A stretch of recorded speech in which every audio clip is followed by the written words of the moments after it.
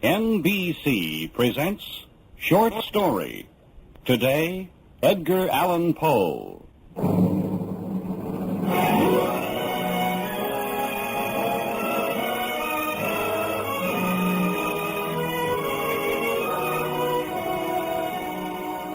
In the realm of horror and mystery, or perhaps I should say the macabre, Edgar Allan Poe has few equals.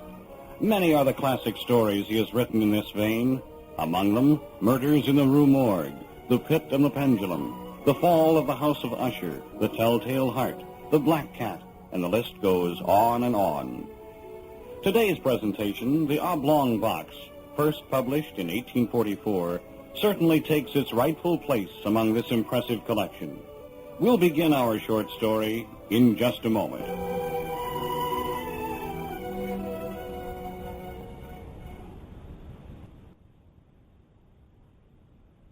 And now, The Oblong Box by Edgar Allan Poe. There, Captain. There she is. Hand me your dust. 5 aboard. Very well, turn about. We'll drop line and take them on. Sir. Turn by the mainsail. Longboat sighted now east. Lifelines on up. You make out what ship she's from? Too far, Captain. She's American, though. Now we'll soon be on them. Mate, if the captain's with them, send him up to my cabin. Aye, sir. Take in the mainsail. Easy now, don't let him under. Heave to.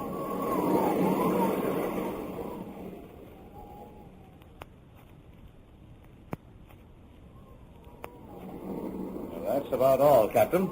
We've been at sea in the longboat for 2 days when you sighted us. Just about done in. My friend here, Mr. Allen, was the only passenger to survive. You say you're from the packet ship Independence, eh? Aye. What cargo were you carrying? Cotton, a little hemp, and some timber. I see. And that was all? Aye. Did you happen to pass some drift, Captain? We did. Nothing you just spoke of. Would you care for a little more grog, gentlemen? Thank you. And you, sir? Yes. Yes, please. No, we passed nothing adrift that you mentioned, but we did hoist aboard something rather strange, you might say. It may not have come from your ship, though. Could only make out the port of embarkation and the date.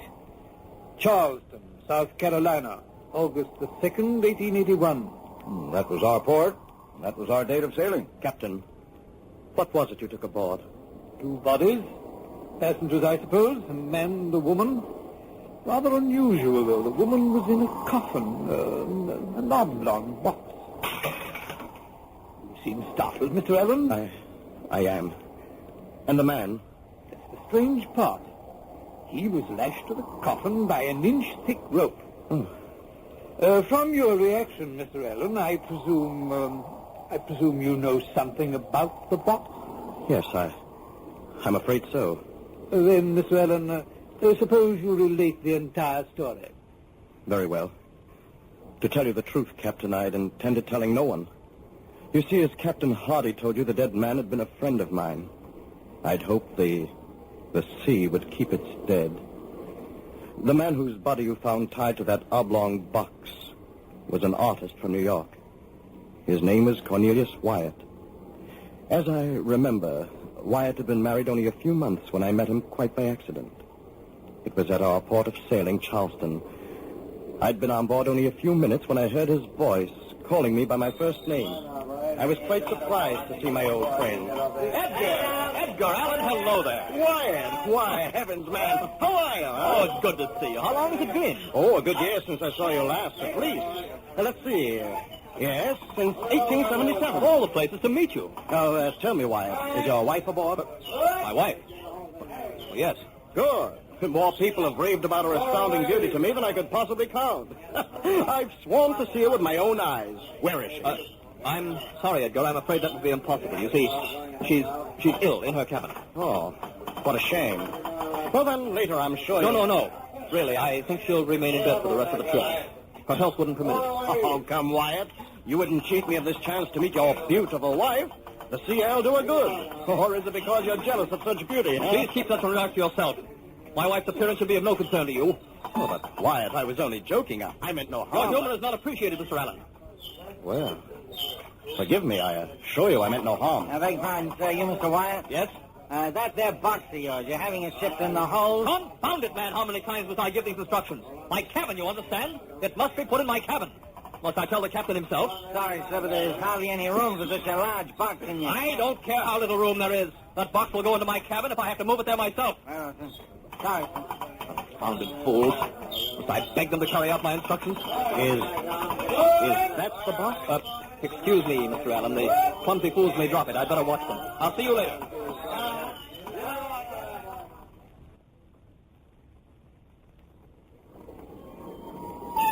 Although at the time I was surprised by my friend's sudden outburst, I passed it off to temperament. After all, he was an artist. At the moment, I was more concerned over the Oblong Box than over my friend. It bothered me quite a bit. I couldn't find a reason for his being so overwrought over the placement of a cumbersome large wooden box. And furthermore, I couldn't find a reason for his use of one that shape. It was about 6 feet long and 2.5 feet wide. To me, its contents were a mystery. At first, I excused it as containing a number of his precious paintings. About 3 days out of Charleston, I met Wyatt again. He was walking about the deck. As I approached him, he cordially offered me his hand. Hello there. Hello, Wyatt. Edgar, I believe I owe you an apology.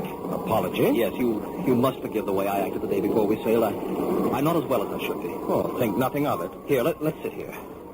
That's it. I'm under a severe strain, Edgar. Perhaps I should tell you. You are my friend. I should tell someone. Why, of course. What others have told you about my wife is true. She is beautiful. Very beautiful. I'm afraid too beautiful. Yes? I was one of many, many suitors. I was the fortunate one. Why, I don't know. She doesn't love me, Edgar. Are you sure she doesn't love you? Yes, I'm sure, very sure. Since I've been married, she's done her utmost to make me jealous. She knows how I worship her beauty. She knows her power. Men have always loved her for it. They still do. I know, Edgar. I'm suffering because of it. There are men today who would give anything for my wife's hand. Anything. She knows it. She taunts me with it continuously. The way she looks at me, laughs at me. You're in love with her? Desperately. You'd never give her up? Never. And she knows this? Of course. That's why she taunts me. Well, perhaps if I could see her. No. She's still ill. Oh, I'm sorry. This trip. You know why I'm going to Canada? Do you know why? Paintings? I'm taking her away. Away from all those men. She'll learn to love me. I'll make her. I'll keep her beauty for myself. Perhaps this is an extreme. Extreme? No, it's the only thing to do. You don't know the torture I've suffered.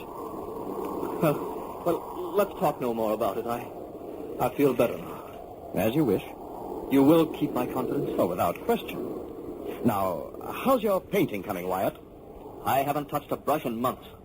But the canvases you brought aboard, weren't they yours? Canvases?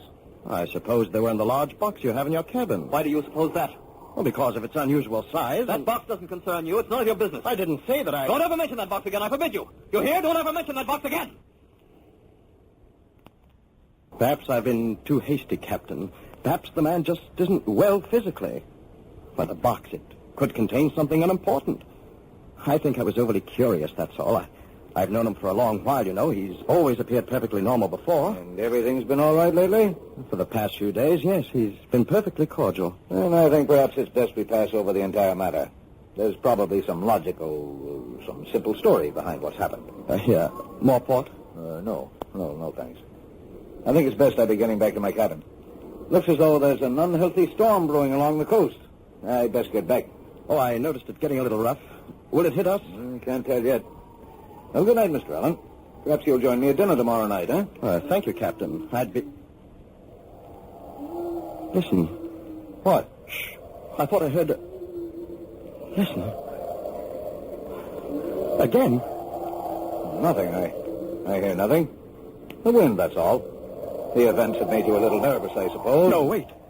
I'm sure I heard something strange. Groaning or something from out there. Open the door. It's probably the ship's captain. Captain, here, quickly! The passageway's black. The steward probably took the lantern to... Listen. Again. Hear it? Oh, yes. Yes, I do. It came from the darkness down there to the end of the passageway. Somebody's in trouble. Who has the stateroom at the end of the passageway? I think Wyatt. The first two are empty. Well, come along. Pull your cabin door closed. I'll get a lamp. The darkness No, I know my way. We may need the darkness. Very well. Stay close. The first two, you say, are empty? Yes. And this one you believe is Wyatt. It should be. I'll stand here a moment. I'll listen again. A knocking. Tapping. I'll try this latch. I'll open it as quietly as possible. There's no light under the door. Stand back. Easy now. What? Blast it. It's locked from the inside. Well, someone is definitely in there. I'm going to knock. Now listen closely. Someone is in there. You heard it? Hello in there. Is that you, Wyatt? This is Ellen. Anything wrong? Hello there. No answer. I don't like this. Open the door, Wyatt. It's the ship's captain. I'll be first to break in. Here, help me. Help me as I count three. Go on. 1, 2. Ready now? 3. Where are you, Wyatt? Wait. There's a lantern by the port. I'll strike a light. Stand here and... Empty. The room is empty.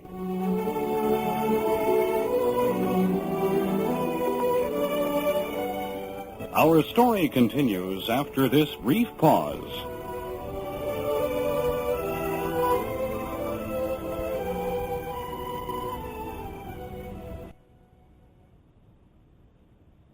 And now, back to today's short story.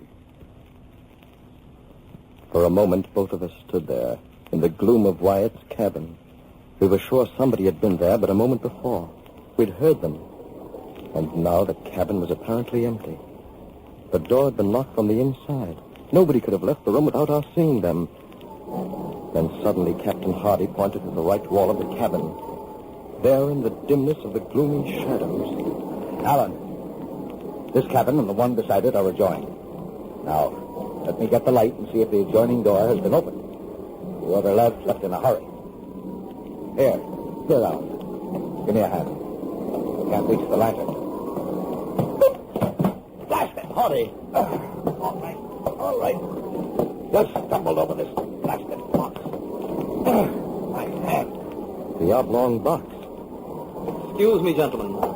I didn't mean to intrude. Wyatt, may I come in?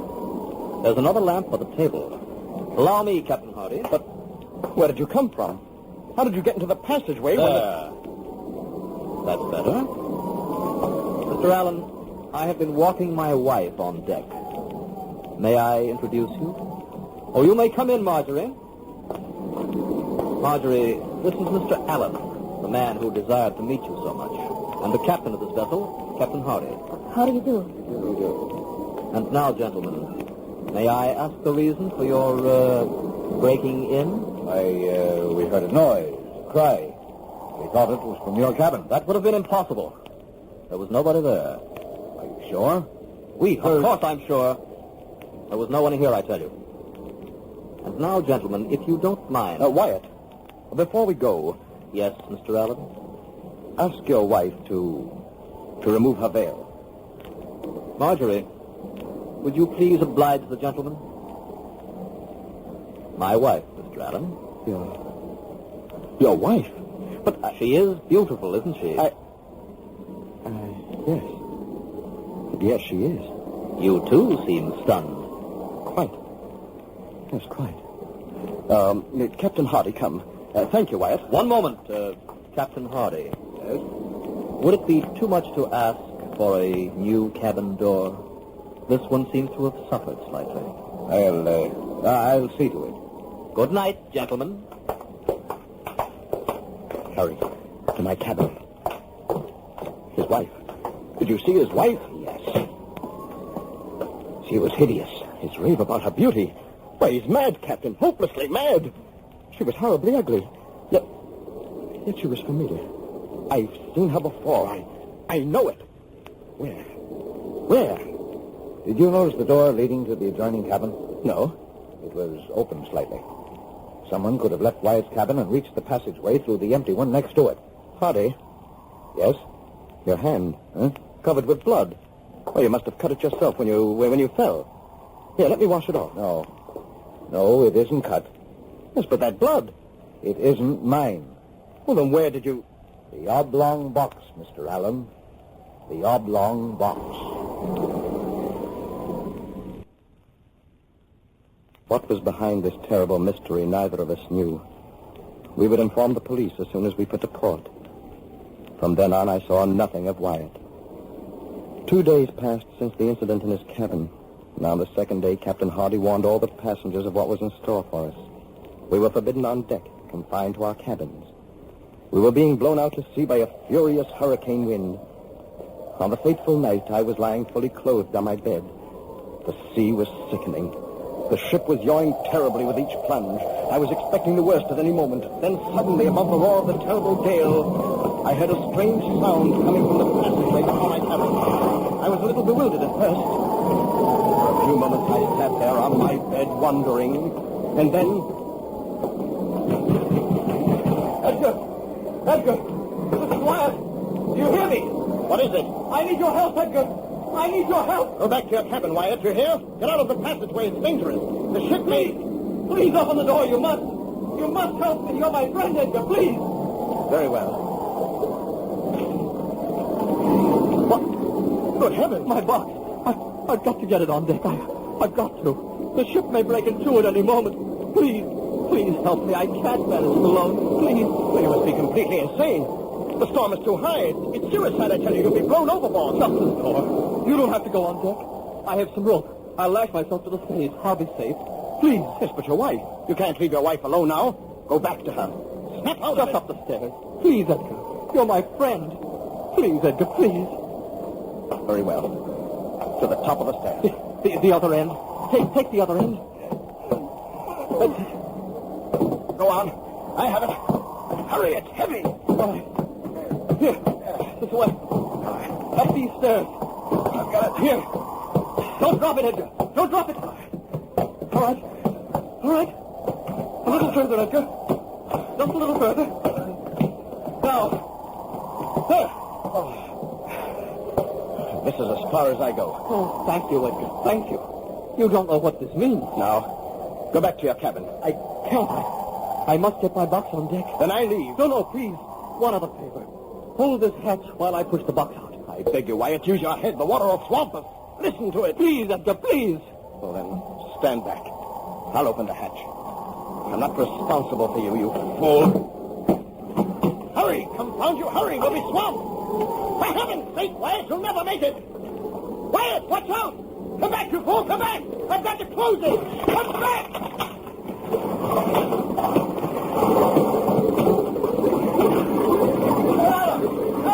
Close that hatch! Get back! Here, help me! Close it! Quickly! For heaven's sake, hurry! What in thunderation were you doing? Wyatt, he's out there. He took the box. Oh, heavens, he's done for. No, it's too late to help him now. I'm afraid we're going to have to abandon ship. She's ready. Starboard lifeboard, are you there? Make for it. Yes, but Mrs. Wyatt, she's below. She'll be killed. I'll get her first. The starboard boat, Edgar. The starboard boat. Mrs. Wyatt, to the boat. Mrs. Wyatt, we're sinking. Come on. Where is he? Hurry, this way. Run. No, wait, please. Please, listen. In the name of heaven, woman, come on, quick. No time to lose. Oh, Mrs. Wyatt. Mrs. Wyatt!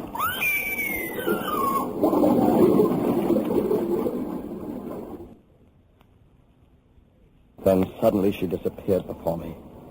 Water gushed down the passageway. She was swallowed by it. I struggled forward and made my way to the starboard boat. I jumped for the swinging davit and lowered myself as speedily as possible into the longboat. Captain Hardy joined me with 3 others of his crew. And then, just as we pushed out from the trembling mass of wreckage, I saw it. Hardy did too.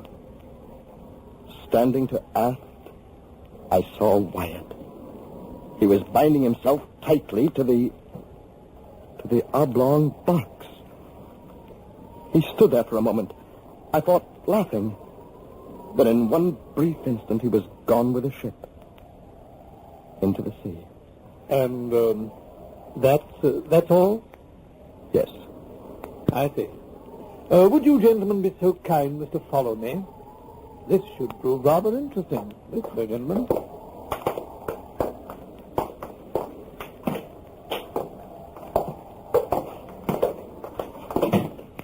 Captain, when did you find this box? Yesterday afternoon. In here, please.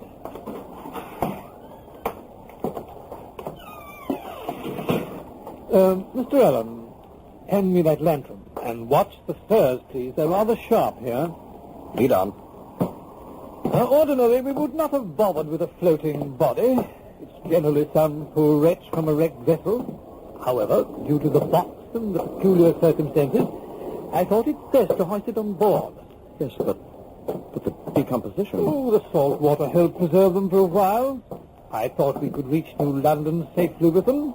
However, since we were blown off our course by that wind, it will be a good day and a half before we reach land.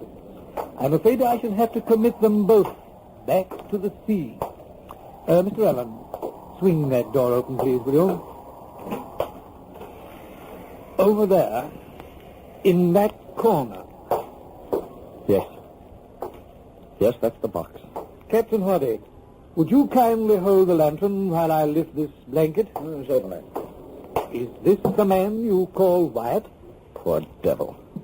Hardly recognizable. Yes, that's Wyatt. And now, Mr. Allen, if you would give me a hand with the top of this box. It had been firmly nailed. However, we pried it loose and we took it aboard. Just pull at that end carefully.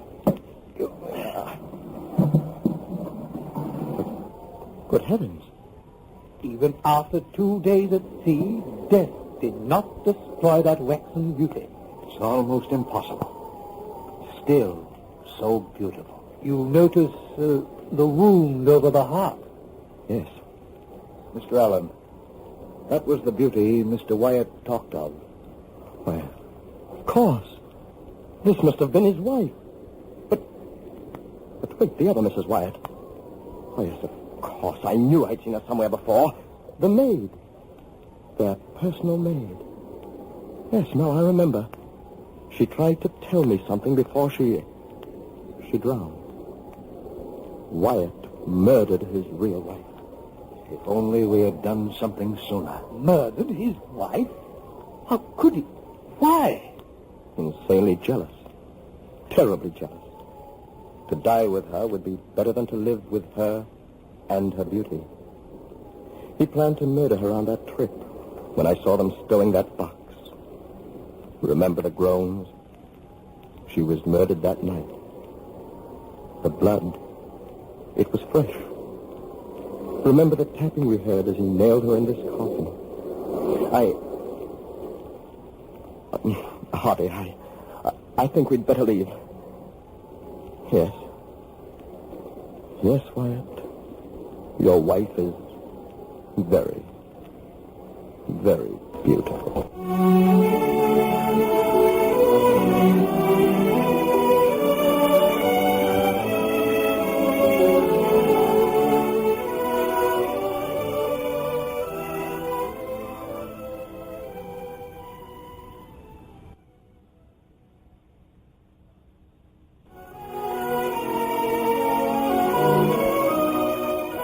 This has been NBC Short Story. Today, The Oblong Box by Edgar Allan Poe.